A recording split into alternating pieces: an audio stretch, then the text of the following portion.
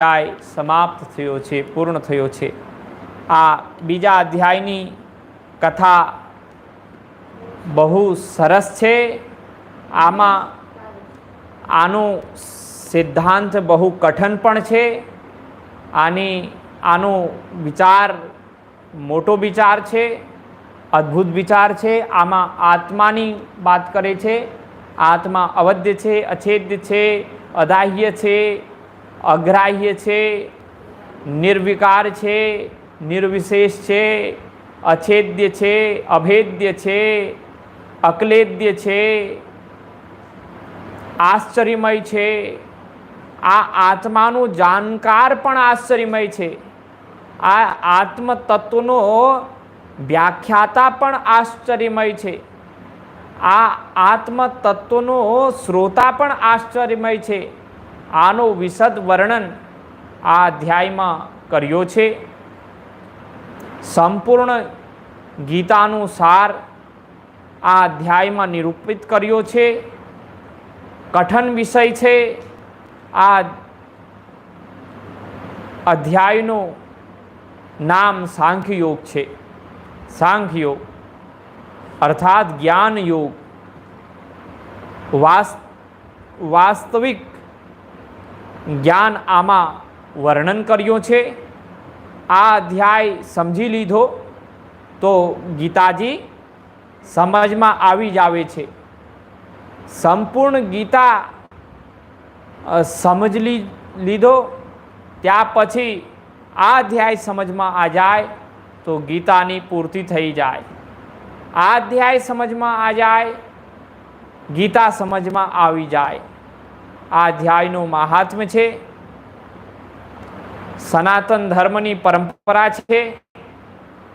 પહેલા ઉપદેશનો સાર તત્વ નિરૂપિત કરી દિયા, ત્યાં પછી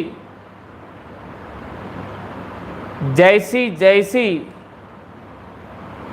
શ્રોતાઓની મતિ હોવે છે ત્યાં પ્રમાણે વક્તા બોલે છે, તેવું સમજાવે છે, તેનું સમજાવે છે और તેની લંબી ચોડી વ્યાખ્યા કરે છે, મોટી વ્યાખ્યા કરે છે। ગીતાજીનો સાર તત્વ રહસ્ય દ્વિતીય અધ્યાયમાં આવે છે। આ દ્વિતીય અધ્યાયનો વિસ્તાર સંપૂર્ણ ભગવદ્ ગીતા છે। और એટલા માટે બીચમાં અનેક વિષયોનો સમાવેશ કર્યો છે।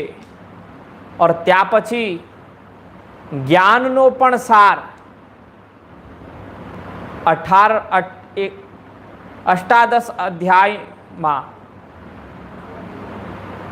અષ્ટાદશ અધ્યાયમાં ભગવાન નિરૂપિત કરે છે।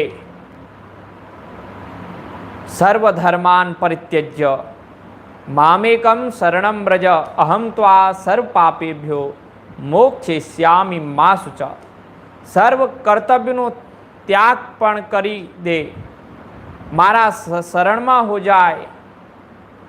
કર્મનો ત્યાગનો પાપ તમે લાગતો નથી, હું પાપથી મુક્ત કરી દેવું જોઈએ। આ ભગવાનની પ્રતિજ્ઞા છે। તમેવ શરણમ ગચ્છ સર્વભાવેન ભારત, તમેવ આને કૃષ્ણેન શરણમ ગચ્છ। આમ હું કૃષ્ણનો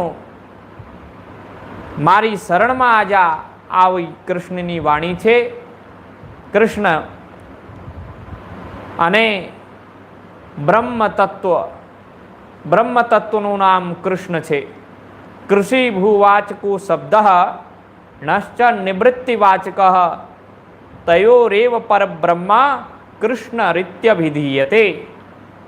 કૃષિ ભૂવાચક શબ્દ છે, ણશ્ચ નિવૃત્તિવાચક છે, આનંદનો વાચક છે। આ ઉભય શબ્દ મળે છે ત્યાં કૃષ્ણ પ્રગટ થાય છે। તેથી કૃષ્ણ કહે છે આ ગુજરાતી ભાષામાં તૂટી ફૂટી શબ્દોમાં ગુજરાતી ભાષામાં આ ગીતાનું પ્રવચન થઈ ગયો। શ્રી રામ જય.